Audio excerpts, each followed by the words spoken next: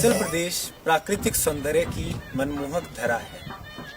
गगनचुंबी पर्वतों का आकर्षण, सफेद बर्फ की चादर का ओढ़न, तीव्रगामिनी नदियां, झरने और लता पत्रों की फिजाओं में नृत्य बिखेरते पक्षी इस प्रकृति के आकर्षण का अनूठा रंग बिखेरे हैं। सांस्कृतिक दृष्टिकोण से सोलन, शिमला और सिरमौर हिमाचल के 12 जनपदों में अपना विशिष्ट स्थान रखते हैं।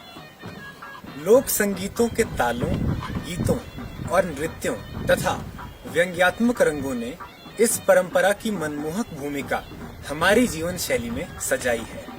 इसी तरह की परंपराओं और लोक कलाओं में एक अभिन्न पहलू है डग्याड़ी स्वांग नृत्य।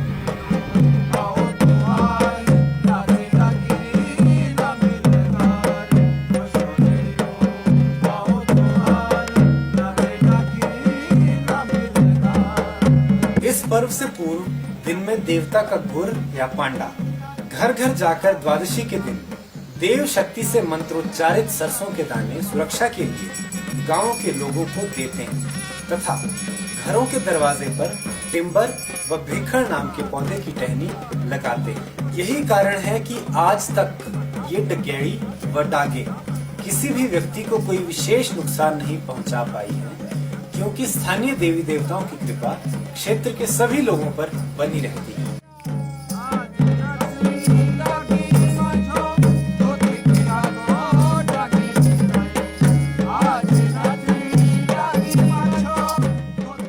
डगेड़ी नृत्य का संबंध कृष्ण जन्म से माना गया है, जिसका वर्णन कहांजी कन्हैया में भी मिलता है। लोक शैली में कन्हैया कृष्ण जन्म की विभिन्न कथाएं हमारी श्रद्धा तथा आस्था के साथ साथ पथ प्रदर्शन कर रही है। कृष्ण अवतार में जहाँ कृष्ण की अनेकों लीलाओं का वर्णन हमारे लोक साहित्य में और कहांजी कन्हैया में गाकर बताया जाता है, वहीं उनके जन्म लेने पर उनकी खोज में कंस द्वारा तंत्र मंत्र, राक्षसों व पूतना सरीखी डंकनियों तथा सिद्धड़ पांडा को भेजकर कृष्ण जी को मारने का षड्यंत्र रचा गया।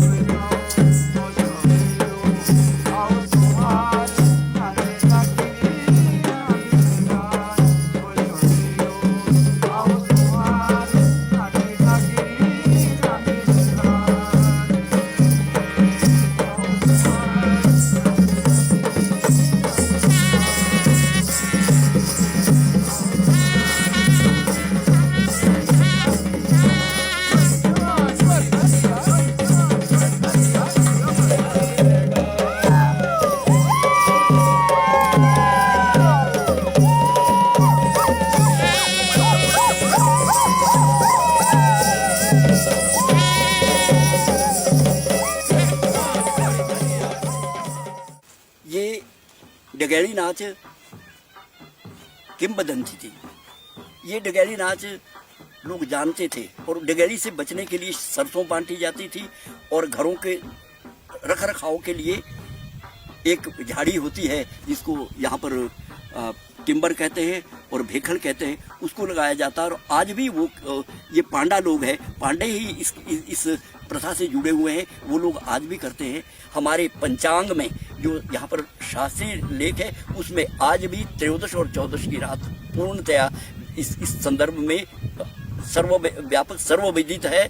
और उसके 5 दिन बाद नाग पंचमी होती है, उस कालिया नाग की कथा है और उस नाग की पूजा होती है।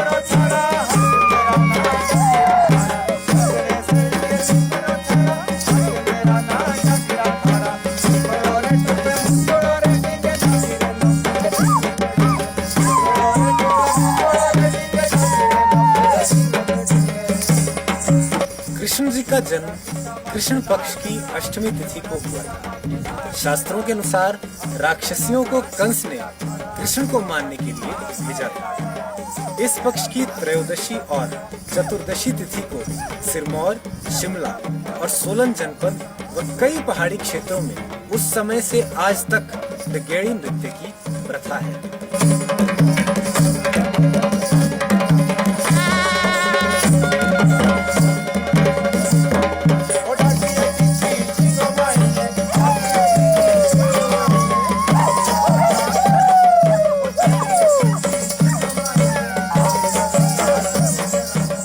क्योंकि डगेड़ी के वास्तविक नृत्य को सभी नहीं देख सकते, इसलिए जनसाधारण को उस नृत्य की झलक दिखाने व देव आस्था का पालन करने के लिए डगेड़ी नृत्य स्वांग किया जाता है। इसके परिधानों और मुखौटों को भी उसी परिपाटी से बनाया गया जैसा श्रुति व स्मृति से कई पंडित पुजारियों व बुजुर्गों से पता चला था। परिधानों में सर्पाकार की पट्टियों को पिरोया तथा भयंकर मुखौटों को क्षेत्र के उत्कृष्ट कला पारखियों एवं हस्तशिल्प कलाकारों द्वारा तैयार किया गया। लोगों का मानना था कि इस नृत्य में डागे, लंबी लंबी जीभ, तीखे दांत, भयानक आंखों व विकराल बालों तथा लंबे नाखूनों के साथ नृत्य करते सांपों और बिच्छुओं के परिधान पहनती थी तथा मुंह से खून उगलते हुए रौद्र अभिव्यक्ति भयंकर भाव से नृत्य करती थी।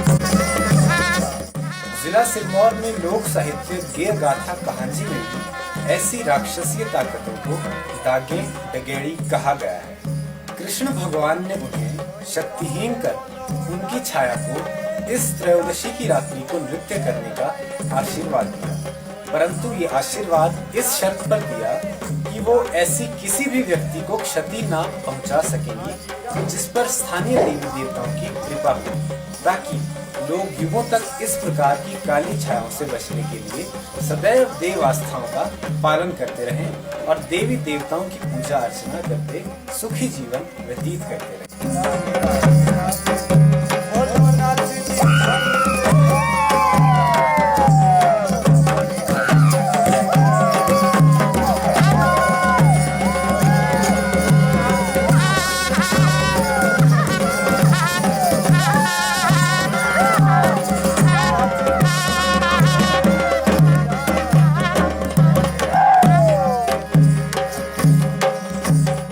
कृष्ण जन्माष्टमी के बाद त्रयोदशी व चतुर्दशी को वास्तविक डगेड़ी नृत्य साधारण व्यक्ति नहीं देख सकता।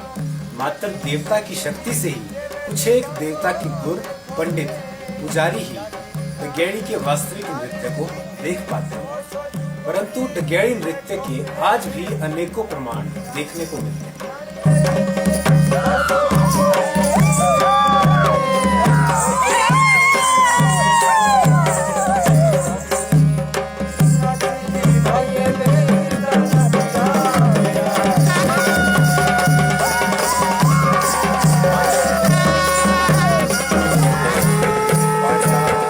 अष्टमी के बाद त्रयोदशी तिथि को डगेड़ी स्त्री पक्ष और चतुर्दशी तिथि को डागे पुरुष पक्ष नृत्य करते हैं, अटखेलियां करते हैं।